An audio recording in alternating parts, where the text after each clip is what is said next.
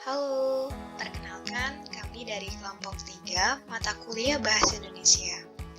Di sini kami akan membahas mengenai ruang lingkup tulisan, jenis-jenis tulisan, dan manfaat membuat tulisan.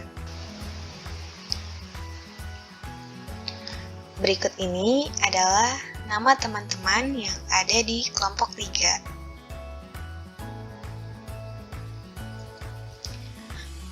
Pertama, kami akan membahas mengenai ruang lingkup tulisan. Ruang lingkup adalah penjelasan tentang batasan sebuah subjek yang terdapat di sebuah masalah. Bila diartikan secara langsung, ruang lingkup adalah batasan. Batasan yang dimaksud dalam ruang lingkup berupa faktor yang diteliti seperti materi, tempat, dan waktu, serta sebagainya. Sedangkan makna dalam arti sempit, ruang lingkup adalah suatu hal atau materi.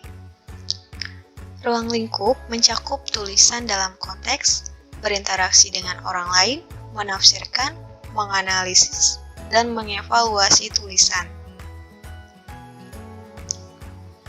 Informasi yang dibutuhkan dalam ruang lingkup mencakup hal sebagai berikut.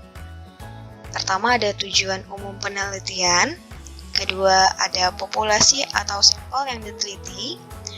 Ketiga, waktu atau durasi penelitian. Keempat, topik atau teori yang akan diteliti dan didiskusikan.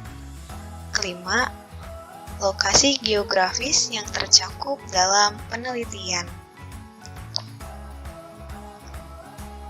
Aspek-aspek ruang lingkup. Pertama, ada mendengarkan, berbicara, membaca, dan menulis.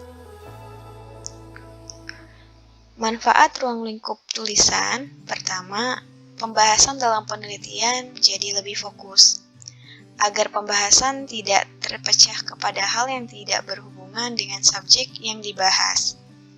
Kedua, meringankan pembahasan, sehingga definisi dan pengertian dari suatu bahasa bisa lebih tepat. Ketiga, masalah lebih cepat diselesaikan. Jenis tulisan yang diketahui secara umum sebagai berikut. Pertama, ada jurnal.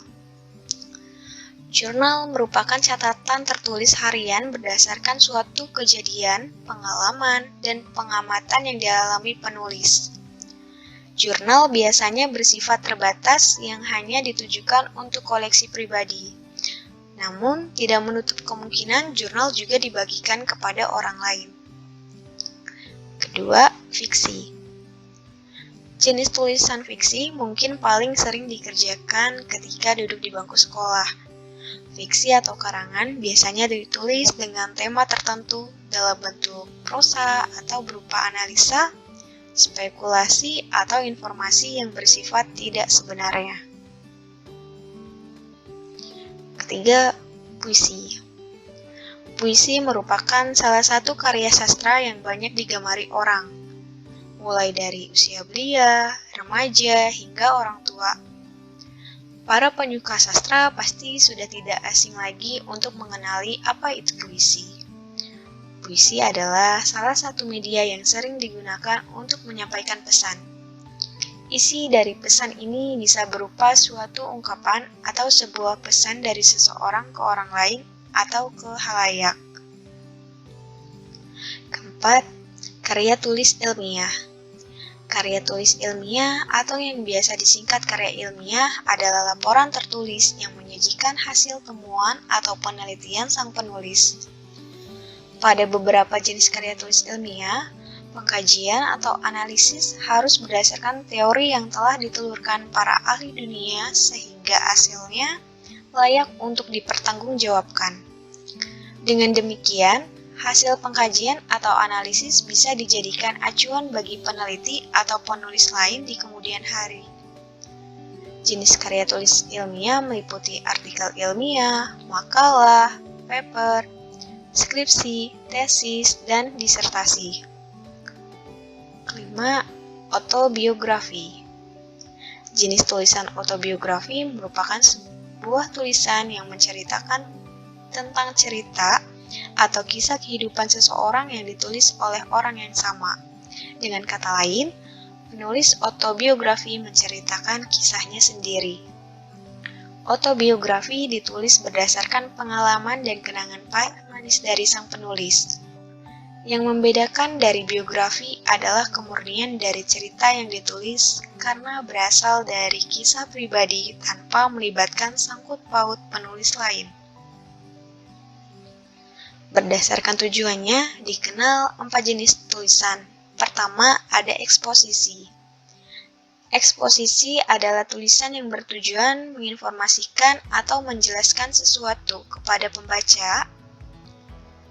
Tulisan expository disebut juga eksplanatif karena bermaksud menjelaskan to explain sebuah konsep atau topik dengan dukungan data dan statistik jika diperlukan. Kedua, persuasi. Persuasi adalah tulisan yang berisi pendapat penulisnya guna mempengaruhi, meyakinkan, dan mengajak pembaca agar melakukan sesuatu. Tulisan pada teks persuasi bersifat subjektif karena isinya merupakan murni pandangan pribadi penulisnya mengenai suatu topik. Ketiga, ada narasi. Narasi merupakan tulisan yang berisi cerita atau penuturan penulisnya tentang kejadian nyata ataupun fiktif. Narasi adalah salah satu jenis pengembangan paragraf dalam sebuah tulisan yang rangkaian peristiwa dari waktu ke waktu dijabarkan dengan urutan awal, tengah, dan akhir. Narasi berasal dari kata to narrate, yang artinya bercerita atau storytelling. Cerita adalah rangkaian peristiwa atau kejadian secara kronologis baik fakta maupun rekaan atau fiksi. Tulisan naratif umumnya panjang karena berisi kisah. Penulis tidak saja berusaha menyajikan informasi, tetapi juga berusaha mengkonstruksi dan mengkomunikasikan cerita lengkap dengan karakter, konflik, dan setting. Keempat, ada deskripsi. Tulisan deskripsi adalah karya tulis berupa gambaran detail tentang sesuatu baik fiksi maupun non-fiksi. Contoh tulisan deskripsi termasuk puisi, jurnal, gambaran alam, novel, naskah drama, atau gambaran tentang sebuah konsep atau gagasan atau ide. Berasal dari kata describe atau menggambarkan.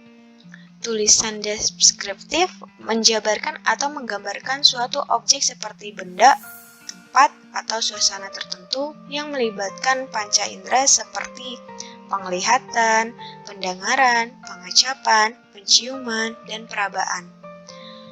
Memaparkan ciri-ciri fisik dan sifat objek tertentu seperti ukuran, bentuk, warna, dan kepribadian secara jelas dan terperinci, serta menyajikan kata-kata atau frasa yang bermakna kata sifat atau keadaan.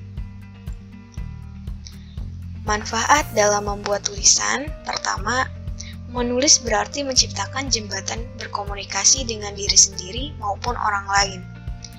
Kedua, kebiasaan menulis akan mengasah dan mempertajam kemampuan diri sendiri dalam berbahasa tulis. Ketiga, dengan menulis akan membantu orang lain dalam menghadapi dan memecahkan masalah yang sama dengan yang dihadapi si penulis. Keempat, menulis dapat mengasah daya nalar dan daya ingat seseorang. Kelima, dapat melatih ketajaman untuk berkonsentrasi. Manfaat berikutnya, menulis kreatif akan menjadi sumber penghasilan. Aktivitas menulis dapat memperbanyak teman dan sahabat. Manfaat menulis adalah sarana aktualisasi diri seseorang. Berikutnya, kemampuan menulis menjadi sebuah prestasi atau prestasi. Berikutnya, kegiatan menulis mendatangkan kepuasan batin dan menulis akan menambah pengetahuan dan wawasan seseorang. Sekian pembahasan yang dapat kami berikan. Kurang lebihnya kami mohon maaf. Terima kasih atas perhatiannya.